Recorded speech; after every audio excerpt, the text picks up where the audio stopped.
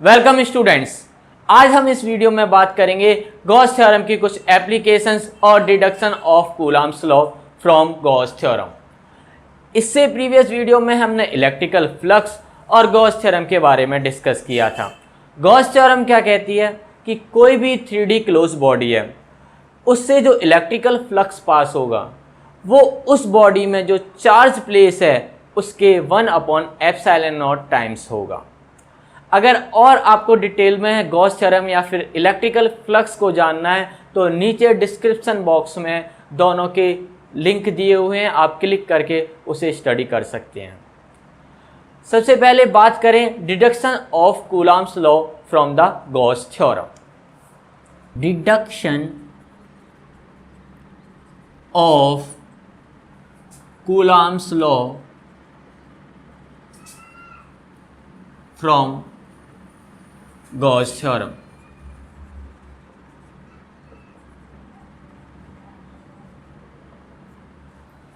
Suppose करते हैं कोई हमारा पॉइंट चार्ज Q है जो किसी O पॉइंट पर प्लेस है। कोई P point charge isolated point charge है और O पॉइंट पे प्लेस है। किसी भी पॉइंट चार्ज से जो हमारी इलेक्ट्रिकल फील्ड लाइन्स हैं वो कैसे निकलेंगी? हर एक पॉइंट से आउटवर्ड होंगी, ऊपर नीचे सब जगह कैसी होंगी? आउटवर्ड्स। मीन्स जो एक पॉइंट से जो इलेक्ट्रिकल फील्ड लाइंस पास निकलेंगी वो कैसी होंगी? स्फेरिकल। हम क्या करेंगे, इसके चारों तरफ एक गॉसियन सरफेस ड्रॉ करेंगे, कैसी होगी वो? स्फेरिकल। इसके चारों तरफ हमने एक स्फेरिकल गॉसियन सरफेस ड्रॉ कर दी और उसका कोई हमने स्मॉल पोर्शन ले लिया ds कोई एरिया एलिमेंट। और किसी भी 3D बॉडी के लिए जो उसका नॉर्मल वेक्टर है, एरिया वेक्टर है, वो कैसा होगा? Perpendicularly outward. और इस पॉइंट चार्ज से जो मेरी फील्ड लाइंस निकल रही हैं वो भी क्या है? हर एक पॉइंट पे आउटवर्ड। तो ये जो इससे इलेक्ट्रिकल फील्ड लाइंस निकलेंगी वो भी क्या होंगी? आउटवर्ड। ये क्या है? ds एरिया का नॉर्मल वेक्टर। तो इस ds एलिमेंट और इस इलेक्ट्रिकल फील्ड के बीच में जो एंगल होगा वो क्या होगा? 0। आप कहीं पे भी यहाँ स्मॉल एरिया ले लें, ds स्मॉल एरिया एलिमेंट ले लें, यहाँ पे स्मॉल एरिया ले लें, इसका एरिया वेक्टर आउटवर्ड। मीन्स किसी भी पॉइंट पे अगर हम एरिया वेक्टर लेंगे वो हमेशा कैसा होगा? Perpendicularly outward. किसी भी पॉइंट पे ले सकते हैं। और हर एक पॉइंट पे जो इलेक्ट्रिकल फील्ड वेक्टर होगा वो क्या होगा? इसके पैरेलल। मीन्स दोनों के बीच में जो एंगल होगा वो क्या होगा? 0 degree. And according to the Gauss theorem close E dot ds is equals to Q by epsilon naught. Right. अब ये जो पॉइंट लिए हैं एक स्फीयर पे लिए, और ये जो स्फीयर है इसकी रेडियस सपोज करते हैं क्या है? r। मीन्स हर एक ds एलिमेंट r डिस्टेंस पे। हर एक ds एलिमेंट कहाँ पे है? r डिस्टेंस पे है। सारे के सारे सेम डिस्टेंस पे हैं तो इलेक्ट्रिकल फील्ड जो होगा इन पॉइंट्स पे भी वो भी क्या होगा? सेम होगा। तो हम इलेक्ट्रिकल फील्ड को क्या बाहर ले सकते हैं? Close ds Q by epsilon naught. Right. Now sphere का जो एरिया होता है, अगर हम ds को इंटीग्रेट करें तो क्या आएगा? स्फीयर का एरिया। और स्फीयर का एरिया क्या होता है? E डॉट ds का integration 4πr² Q by epsilon naught. Right. Now E क्या आ जाएगा? Q epsilon naught 4πr², capital R ली। नाउ अगर मैं इस पॉइंट पे कोई Q0 चार्ज प्लेस कर दूं, r डिस्टेंस पे, मीन्स इस सरफेस पे Q0 चार्ज प्लेस कर दूं, तो जो फोर्स होगा वो क्या होगा? Q0 into electrical field. इस पॉइंट पे जितना इलेक्ट्रिकल फील्ड होगा वो, तो F is equals to Q0।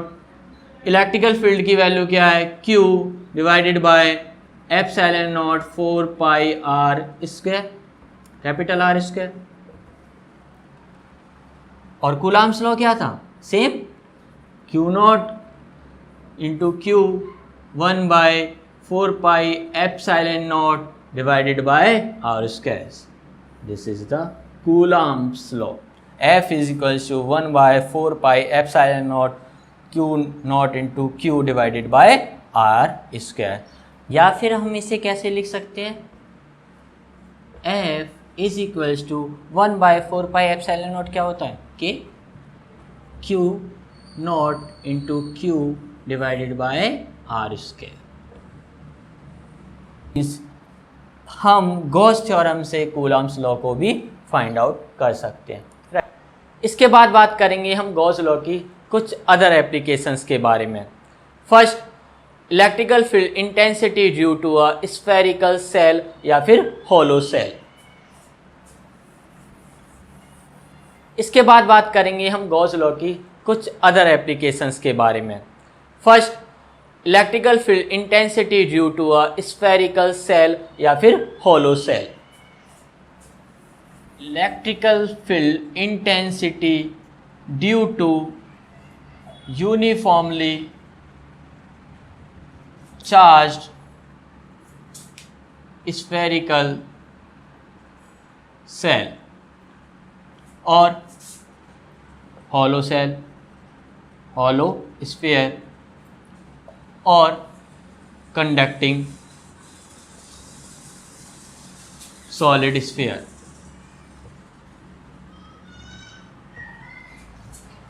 यहाँ पे हम बात कर रहे हैं यूनिफॉर्मली चार्ज स्फेरिकल सेल या फिर होलो सेल, और जो हमारा कंडक्टिंग सॉलिड स्फीयर है इनके रिजल्ट सेम ही आते हैं।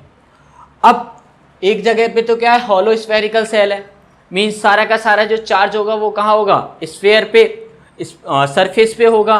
और जो हमारा कंडक्टिंग सॉलिड स्फीयर है, हम जानते हैं जो हमारा चार्ज डिस्ट्रीब्यूशन होता है कंडक्टिंग मटेरियल पे, कोई भी सॉलिड कंडक्टिंग मटेरियल है वो सारा का सारा चार्ज कहाँ पे होता है, स्फीयर पे।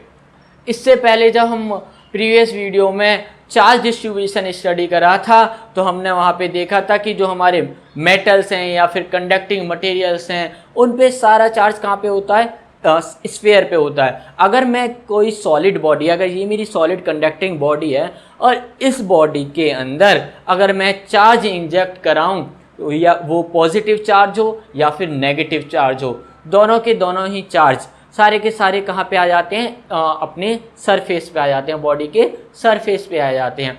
ऐसा इसलिए होता है, सेम चार्ज हम इसमें इंजेक्ट करा रहे हैं तो वो एक दूसरे को क्या करेंगे, रिपेल करेंगे, और रिपेल करते हुए जहाँ तक उसकी बाउंड्री होगी, सरफेस होगी, उस सरफेस पे यूनिफॉर्मली डिस्ट्रीब्यूटेड हो जाते हैं, राइट।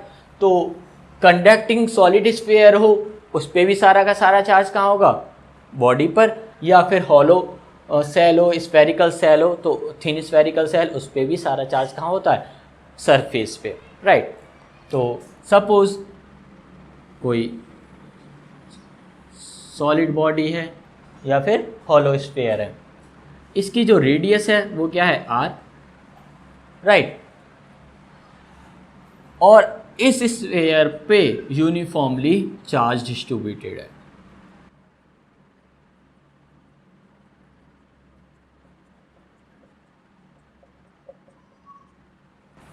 तो जो इलेक्ट्रिकल फील्ड इंटेंसिटी है हमें कहाँ कहाँ फाइंड आउट कर रही है, inside the material, E inside और E आउटसाइड, राइट। बात करें इनसाइड की तो सारा का सारा चार्ज कहाँ पे है, सरफेस पे है, और according to the Gauss theorem close E dot ds is equals to Q by epsilon naught, Q inside the surface, surface के अंदर कितना चार्ज है उस पर डिपेंड करता है कि इलेक्ट्रिकल फ्लक्स जो होगा वो हमारा कितना आउट होगा। नाउ Q इनसाइड इस सॉलिड स्फीयर पे या फिर होलो स्फेरिकल सेल पे जो चार्ज है इनसाइड वो कितना है, Q इज इक्वल्स टू 0, और Q 0 है तो मेरा E डॉट ds क्या हो जाएगा, is equals to 0, means electrical field intensity क्या होगी, इक्वल्स टू 0, राइट। बात करें outside the surface electrical field intensity क्या होगी। सपोज हमें P पॉइंट पे इलेक्ट्रिक फील्ड इंटेंसिटी कैलकुलेट करनी है, तो इसके लिए हम क्या करेंगे, इसके चारों तरफ सबसे पहले क्या करेंगे, एक सिमेट्रिकल गॉसियन सरफेस ड्रॉ करेंगे। सिमेट्रिकल गॉसियन सरफेस इस स्फीयर के चारों तरफ कैसी होगी, स्फेरिकल ही होगी। हमने क्या करा, एक सिमेट्रिकल गॉसियन सरफेस ड्रॉ कर दी, राइट। और इस P पॉइंट पे कोई स्मॉल एरिया एलिमेंट ले लिया ds। अब इस स्मॉल एरिया एलिमेंट के लिए जो एरिया वेक्टर होगा वो क्या होगा, परपेंडिकुलरली आउटवर्ड, राइट। और जो हमारा इलेक्ट्रिकल फील्ड लाइंस हैं वो भी कैसी होंगी, हर एक पॉइंट पे आउटवर्ड। हम ये जो एरिया एलिमेंट ले रहे हैं यहाँ पे ले, या फिर किसी भी इस स्फीयर पे किसी भी पॉइंट पे ले, सारे के सारे सपोज किस डिस्टेंस पे है ये P पॉइंट हमारा, स्मॉल r डिस्टेंस पे। और इस स्फेरिकल गॉसियन सरफेस पे हर एक पॉइंट क्या होगा, r डिस्टेंस पे। कहीं पे भी हम स्मॉल एरिया एलिमेंट ले सकते हैं और सबके जो एरिया वेक्टर होंगे वो क्या होंगे, आउटवर्ड। ये r डिस्टेंस पे हमें क्या करना है, इलेक्ट्रिकल फील्ड इंटेंसिटी कैलकुलेट करनी है। We know that according to Gauss theorem E dot ds is equals to Q inside divided by epsilon naught. अब हर एक r डिस्टेंस पे जो स्फेरिकल सेल है उस पे इलेक्ट्रिकल फील्ड इंटेंसिटी क्या होगी, सेम होगी। ये रेडियल जो पार्ट है हमारा, हर एक पॉइंट पे r रेडियस पे इलेक्ट्रिकल फील्ड इंटेंसिटी क्या होगी, सेम। तो हम क्या कर सकते हैं, इसे बाहर निकाल सकते हैं। E close of ds is equals to Q inside divided by epsilon naught. Now इस स्फेरिकल सेल का जो सरफेस एरिया होगा वो क्या होगा, E is equals E into 4πr²। इस गॉसियन सरफेस की रेडियस क्या है, r। तो इस ds का अगर हम इंटीग्रेशन करेंगे तो पूरे सरफेस का, इस पूरे स्फेरिकल सेल का क्या आएगा, surface area, that is equals to 4πr²। Now Q inside divided by epsilon naught, E is equals to Q divided by, और Q इनसाइड क्या है, टोटल यूनिफॉर्म चार्ज जो इस पे डिस्ट्रीब्यूटेड है वो सपोज करें Q है, तो Q divide by epsilon naught, और ये 4πr² कहाँ आ जाएगा, यहाँ पर। तो जो इलेक्ट्रिकल फील्ड इंटेंसिटी होगी किसी भी स्फेरिकल सेल के लिए या फिर कंडक्टिंग सॉलिड स्फीयर के लिए क्या होगी, Q एप्सिलॉन नॉट 4πr²। यहाँ पे जो Q चार्ज है uniformly distributed constant, epsilon naught constant, 4π also constant. जो इलेक्ट्रिकल फील्ड इंटेंसिटी होगी E is inversely proportional to the distance square. Means जैसे जैसे हमारा डिस्टेंस इंक्रीज होगा वैसे वैसे इलेक्ट्रिकल फील्ड इंटेंसिटी भी क्या होगी, डिक्रीज होते जाएगी, राइट। अगर हम ग्राफ की बात करें इसकी, सपोज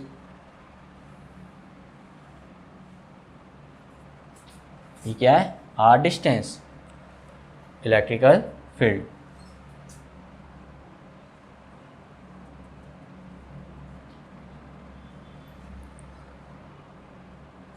ये क्या है, रेडियस ऑफ स्फीयर। इस रेडियस तक जो इलेक्ट्रिकल फील्ड था वो क्या था, 0। तो यहाँ तक inside the surface electrical field क्या होगा, 0। इलेक्ट्रिकल फील्ड इंटेंसिटी जैसे ही हम इस रेडियस से आगे निकलेंगे, हमारा r डिस्टेंस इंक्रीज होगा तो इलेक्ट्रिकल फील्ड इंटेंसिटी क्या हो जाएगी, स्क्वायरली डिक्रीज होगी। तो हमारा ग्राफ कुछ इस तरीके से आएगा।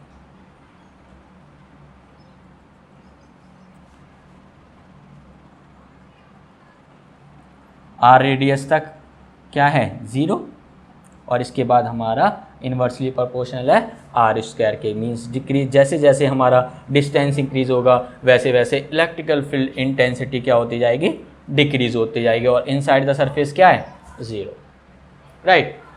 नेक्स्ट हम करेंगे electrical field intensity due to uniformly charge solid non conducting sphere. ये क्या था, हमारा स्फेरिकल सेल या फिर सॉलिड कंडक्टिंग सेल। दोनों में क्या डिफरेंस है कि यहाँ पे जो हमारा चार्ज है वो कैसा है, सारा का सारा यूनिफॉर्मली डिस्ट्रीब्यूटेड है सरफेस पे। बट जब नॉन कंडक्टिंग सेल होगा तो वहाँ पे जो चार्ज है हमारा इनसाइड द सरफेस भी लाई करेगा, राइट। तो नॉन कंडक्टिंग के लिए हम करेंगे electrical field intensity due to non conducting solid sphere.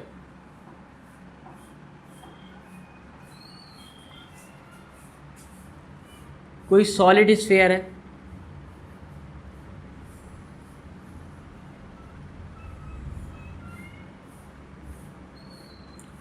इसकी रेडियस क्या है, कैपिटल R, और इसमें यूनिफॉर्मली चार्ज डिस्ट्रीब्यूटेड है।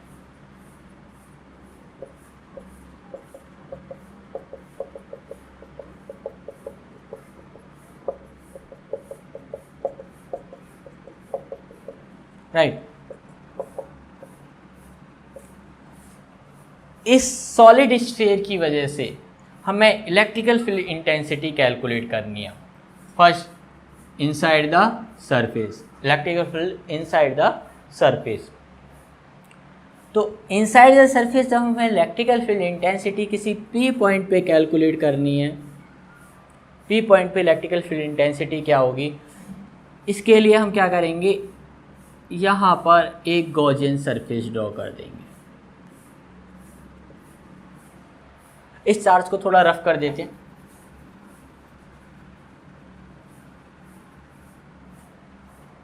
ये सेंटर है O, और P पॉइंट पर मुझे इलेक्ट्रिकल फील्ड इंटेंसिटी कैलकुलेट करनी है। यहाँ पे यूनिफॉर्मली चार्ज डिस्ट्रीब्यूटेड है, अभी जैसे शो कर रहा था। तो इस P पॉइंट पे हम क्या करेंगे, एक गॉसियन सरफेस ड्रॉ करेंगे। कैसी होगी, स्फेरिकल।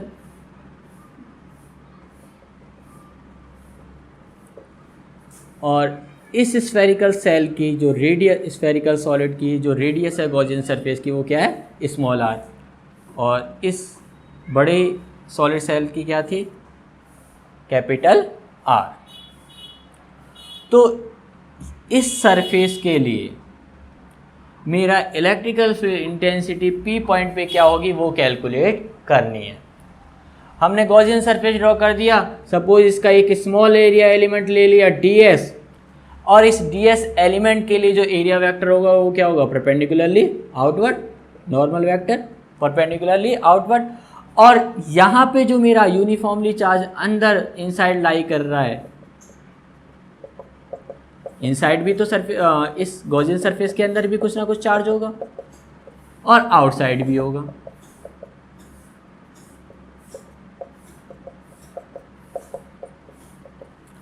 सपोज कि ये जो चार्ज इसमें डिस्ट्रीब्यूटेड है, इसकी चार्ज डेंसिटी क्या है, रो, वॉल्यूम चार्ज डेंसिटी होगी रो। इसके अंदर कितना चार्ज होगा, इसकी रेडियस क्या है, स्मॉल r। सपोज इसके अंदर कितना चार्ज है, q डैश, r रेडियस के अंदर जो चार्ज है वो q डैश है। और q डैश किसके बराबर होगा, rho into volume of this sphere. Volume क्या है इसका, 4/3 पाई। इस सॉलिड स्फीयर, इस स्मॉल गॉसियन सरफेस जो हमने ड्रॉ करा है, इसका वॉल्यूम क्या होगा, 4/3 pi small r cube, right. Charge हमें पता पड़ गया। इस गॉसियन सरफेस के लिए नॉर्मल वेक्टर क्या होगा, परपेंडिकुलरली आउटवर्ड। और ये जो अंदर पॉजिटिव चार्ज लाई कर रहा है, इसके लिए इलेक्ट्रिकल फील्ड वेक्टर क्या होगा, ये भी आउटवर्ड होगा। दोनों के बीच में अगेन एंगल कितना होगा, 0। और according to the Gauss theorem, E dot ds is equals to Q inside the surface, Gaussian surface divided by epsilon naught. Now E और ds के बीच में जो एंगल है वो कितना है, E dot ds cos angle 0। दोनों क्या हैं, सेम डायरेक्शन में। तो cos 0 हो गया Q इनसाइड एप्सिलॉन नॉट, और Q इनसाइड क्या है, Q डैश, और Q डैश की वैल्यू क्या है, rho into 4 pi r cube. Electrical field intensity at every point for this Gaussian surface is same. हर एक आर डिस्टेंस पे, आर रेडियस के स्फीयर पे जो इलेक्ट्रिकल फील्ड इंटेंसिटी है वो क्या होगी, सेम। तो E हम बाहर निकाल सकते हैं, क्या बचा, d s cos 0 1, Q inside क्या होगा, rho into 4/3 pi r cube divided by epsilon naught. Now इस सरफेस का एरिया क्या है, गॉसियन सरफेस का area E 4 pi r square 4/3 pi r cube. R radius के लिए, इस गॉसियन सरफेस के लिए 4 पाई आर स्क्वायर हो जाएगा, 4 पाई से 4 पाई कैंसिल, आर स्क्वायर से ये cube cancel. Now electrical field intensity at p point क्या हो जाएगी, rho into r divided by 3 epsilon, right. Sorry, हर एक जगह पे यहाँ पे क्या आएगा, एप्सिलॉन आएगा। क्यों, कैसा स्फीयर है, सॉलिड स्फीयर है, और सॉलिड स्फीयर है, इसकी अपनी एक इलेक्ट्रिकल परमिटिविटी होगी। तो जो एप्सिलॉन नॉट नहीं होगा, यहाँ पे क्या होगा, epsilon. Epsilon is the permittivity of this solid sphere. Means यहाँ पे जो इलेक्ट्रिकल फील्ड होगा वो क्या होगा, E is directly proportional to R। जो हमारा इलेक्ट्रिकल फील्ड है inside the solid sphere R के डायरेक्टली प्रोपोर्शनल होगा, राइट। बात करें outside the sphere, outside the sphere हम क्या करेंगे, एक गॉसियन सरफेस ड्रॉ करेंगे, राइट। और जब आउटसाइड द गॉसियन सरफेस हम ड्रॉ करेंगे तो इसके लिए जो charge inside the Gaussian surface, यहाँ पे तो हमारा जो चार्ज था वो डिफरेंट है, बट जब हमने आउटसाइड गॉसियन सरफेस ड्रॉ करी तो जो हमारा चार्ज है वो क्या होगा, जितना टोटल इस स्फीयर पे चार्ज है, सपोज अगर वो Q चार्ज है तो टोटल चार्ज इस गॉसियन सरफेस के अंदर लाई कर रहा है। अगेन कैसा रिजल्ट आएगा, सेम जैसा हमने प्रीवियस टॉपिक में करा था। हमारा इलेक्ट्रिकल फील्ड क्या आ जाएगा, E is equals to 4 pi epsilon naught r square into q. Means यहाँ पे जो इलेक्ट्रिकल फील्ड होगा आउटसाइड क्या होगा, इन्वर्सली प्रोपोर्शनल होगा आर स्क्वायर के।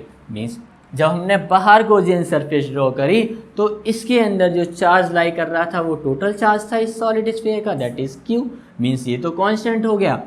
अंदर जब हम बात कर रहे थे तो हमारा जो चार्ज था वो हर एक पॉइंट पे डिफरेंट था, इसलिए इलेक्ट्रिकल फील्ड इंटेंसिटी क्या आ रही थी, डायरेक्टली प्रोपोर्शनल टू आर। क्यों आ रही थी, सपोज अगर हम स्मॉल रेडियस लेते हैं तो हमारा जो चार्ज इनसाइड दिस सरफेस क्या होगा, स्मॉल। थोड़ा बड़ा लेंगे तो चार्ज इंक्रीज हो जाएगा, और बड़ा लेंगे inside the surface Gaussian surface this solid sphere तो हमारी चार्ज इंक्रीज होगा, और चार्ज इंक्रीज होने के साथ साथ हमारा इलेक्ट्रिकल फील्ड भी क्या होगा, इंक्रीज होगा। इसलिए इनसाइड द सरफेस तो क्या आ रहा है, electrical field intensity directly proportional to r, but outside the surface charge तो क्या हो गया, कांस्टेंट। जितना सॉलिड पे टोटल चार्ज था वही रहेगा, बट जब हम आउटसाइड जा रहे हैं हमारा डिस्टेंस इंक्रीज हो रहा है, और डिस्टेंस इंक्रीज होने के साथ साथ इलेक्ट्रिकल फील्ड इंटेंसिटी क्या होगी, डिक्रीज होगी। अगर मैं बात करूं इसके ग्राफ की, तो ये आर रेडियस का जो सॉलिड स्फीयर था, आर रेडियस तक जो इलेक्ट्रिकल फील्ड है वो क्या होगा, इंक्रीज होगा इस रेडियस तक, डायरेक्टली प्रोपोर्शनल है। E is directly proportional to R, but outside the surface ये जो ग्राफ होगा क्या हो जाएगा, inversely proportional, is inversely proportional to r square. Inside the surface directly proportional, outside the surface inversely proportional to the distance square, right. That is electrical field intensity due to non conducting solid sphere. Outside result same है जैसा हमारा solid conducting sphere पे था, but inside हमारा क्या है, result change हो रहा है, डायरेक्टली प्रोपोर्शनल हो रहा है किसके, डिस्टेंस के, क्योंकि यहाँ पे जो चार्ज एनक्लोज है वो क्या है, डिफरेंट है। नाउ नेक्स्ट, ये तो था हमारा चार्ज कैसा था, यूनिफॉर्मली डिस्ट्रीब्यूटेड था। मीन्स रो क्या थी, constant inside the surface.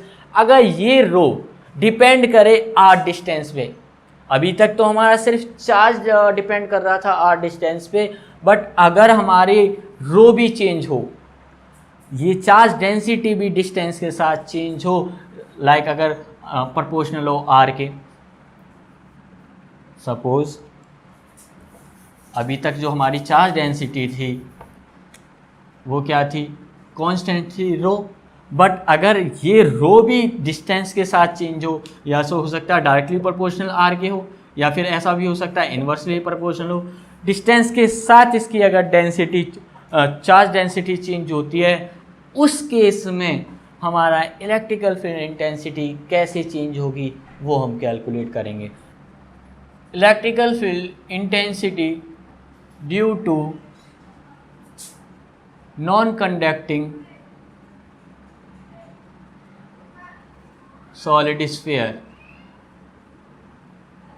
where charge density is also non-uniform, where charge density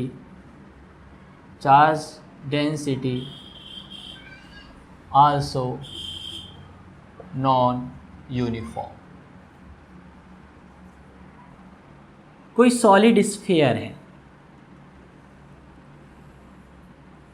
और इस सॉलिड स्फीयर में चार्ज डेंसिटी वो कांस्टेंट नहीं है, कैसी है, वेरिएबल है। मींस जो हमारा प्रीवियस टॉपिक था जिसमें हमारा रो था पूरे वॉल्यूम में कांस्टेंट थी, राइट।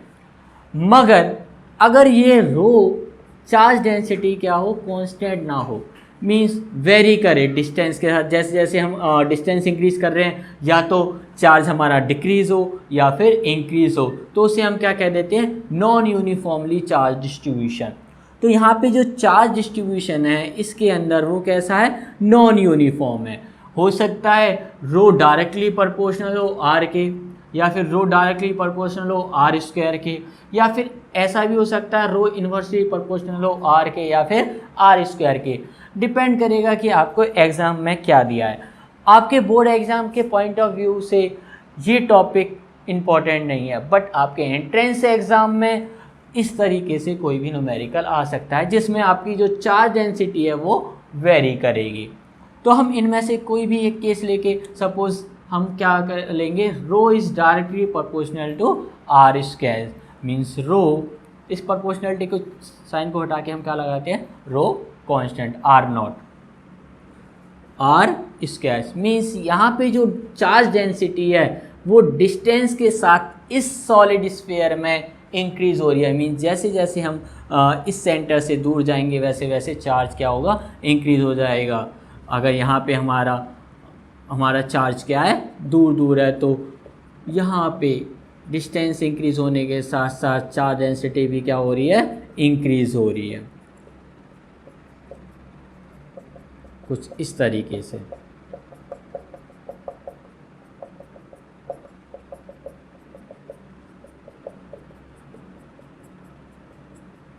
और ये जो चार्ज हैं यहाँ पे वो क्या है, दूर दूर, मीन्स डिस्टेंस अगर सेंटर के पास है तो चार्ज डेंसिटी क्या है, कम है, बट जैसे ही हम सेंटर से दूर जाते हैं इस स्फीयर की तरफ, वैसे वैसे इसकी चार्ज डेंसिटी क्या हो रही है, इंक्रीज हो रही है, डायरेक्टली प्रोपोर्शनल है आर स्क्वायर के।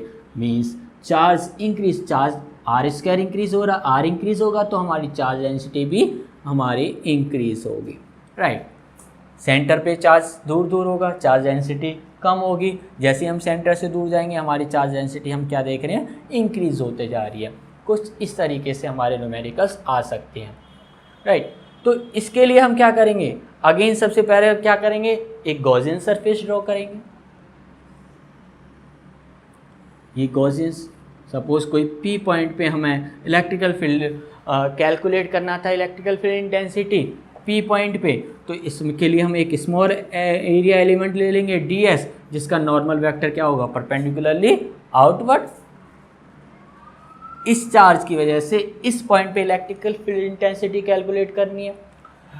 यहाँ पे प्रीवियस एग्जांपल में अगर हमने क्या मान लिया था कि यहाँ पे क्या है, क्यू डैश चार्ज है और वो किसके इक्वल होगा, rho into 4/3 pi r cube. But यहाँ पे आर चेंज होने के साथ हमारी डेंसिटी चेंज हो रही है, ये रो चेंज हो रहा है, रो नॉट आर स्क्वायर। तो हम डायरेक्टली से इस चार्ज डेंसिटी से इस वॉल्यूम को मल्टीप्लाई नहीं करेंगे, क्योंकि वॉल्यूम इंक्रीज होने के साथ साथ हमारी चार्ज डेंसिटी भी क्या हो रही है, चेंज हो रही है। तो इसके लिए हम क्या करेंगे, सबसे पहले हमें इस वॉल्यूम में कितना चार्ज होगा वो कैलकुलेट करना पड़ेगा। सपोज कि एक एक्स रेडियस का हमने सॉलिड स्फीयर इसमें से ले लिया, एक्स रेडियस है, और इस एक्स रेडियस के सॉलिड स्फीयर की जो थिकनेस है वो कितनी है, dx। इस dx के लिए कितना चार्ज होगा, दैट इज dq। अगर हम इसमें जो चार्ज डेंसिटी है रो, और इस dx के लिए जो वॉल्यूम है that is equals to dv। इस dv वॉल्यूम में कितना चार्ज होगा वो हमें कैलकुलेट करना है। We know that v is equals to 4/3, x radius के लिए क्या हो जाएगा 4/3 पाई x क्यूब, तो dv क्या होगा 4, डिफ्रेंशिएशन करें 3 पाई x स्क्वायर dx, 3 से 3 cancel. Now dv is equals to 4 pi x square dx, right. Now dq क्या होगा, dq is equals to rho की वैल्यू क्या है, रो नॉट x डिस्टेंस पे r क्या होगा, x होगा, x square into 4 pi x square dx। तो टोटल चार्ज निकालने के लिए हम क्या करेंगे, इसे 0 से लेके r तक, r डिस्टेंस में कितना चार्ज होगा वो निकालने के लिए 0 से लेके r तक हमने क्या कर दिया, इसे इंटीग्रेट। तो क्या आ जाएगा, q is equals to rho naught x square x की power 4 into 4 pi dx integration 0 to r। तो क्या हो जाएगा, q is equals to rho naught x की पावर 5 डिवाइड बाय 5, और 4 पाई क्या है हमारा कांस्टेंट, रो नॉट x की इंटीग्रेशन करेंगे कितना हो जाएगा, power 5 divided by 5 into 4 pi. तो टोटल चार्ज कितना आ गया, q is equals to 4 pi naught into x की जगह पे क्या आ जाएगा हमारा, r प्लेस करेंगे, 0 टू r लिमिट है, तो r की पावर 5 डिवाइडेड बाय 5। तो इस स्फीयर के अंदर जो चार्ज एनक्लोज है वो कितना आया, q is equals to 4 pi r naught r की power 5 divided by 5। Now according to the Gauss theorem, E dot ds is equals to q inside divide by epsilon naught. Now E और ds के बीच में angle कितना है, 0 degree, तो E dot ds cos 0 is equals to q inside divide by epsilon naught. Now हर एक point पे electrical field intensity क्या होगी, सेम होगी r डिस्टेंस पे। तो E हम क्या निकाल लें, बाहर ds cos 0 1, q इनसाइड कितना है 4 पाई रो नॉट r की power 5 divide by 5 epsilon naught, right. और एरिया ऑफ दिस स्फीयर क्या होगा, E is equals to 4 pi r square is equals to 4 pi epsilon naught r की power 5 epsilon naught. 4 pi से 4 pi cancel, r square से ये cancel, r की power 3 बचेगी। Now electrical field is equals to rho naught r cube divided by 5 epsilon naught. Means जो electrical field intensity होगी inside the cube क्या होगा, E is directly proportional to R cube. ये हर एक के लिए क्या हो सकते हैं, डिफरेंट हो सकते हैं, डिपेंड कर रहा है कि जो हमारा इलेक्ट्रिकल चार्ज डेंसिटी है, इलेक्ट्रिक चार्ज डेंसिटी क्या किस तरीके से वेरी कर रही है। हमने क्या लिया था, आर स्क्वायर लिया था, तो हमारी जो इलेक्ट्रिकल फील्ड है वो कैसे वेरी कर रहा है, डायरेक्टली प्रोपोर्शनल है आर क्यूब के। इस वीडियो में हम यहीं तक करेंगे। नेक्स्ट वीडियो में हम बात करेंगे electrical field intensity due to infinite long wire, electrical field intensity due to cylinder, right. तो आज के लिए इतना ही काफ़ी है। Thank you.